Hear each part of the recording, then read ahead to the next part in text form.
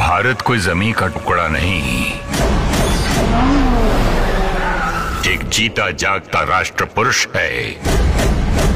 यहाँ की नदी नदी गंगा है और कंकर कंकर शंकर है। हम जिएंगे तो भारत के लिए और मरेंगे तो भारत के लिए। और जब भी कोई सिर फिरा बहती हुई गंगा से अपने कान लगा के सुनेगा तो एक ही आवाज आएगी,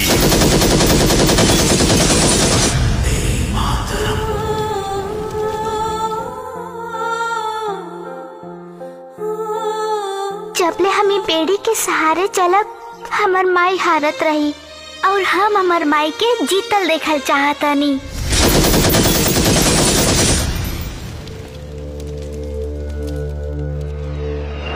दिल थाम के बैठो चाहने वालों, पिक्चर अभी बाकी है।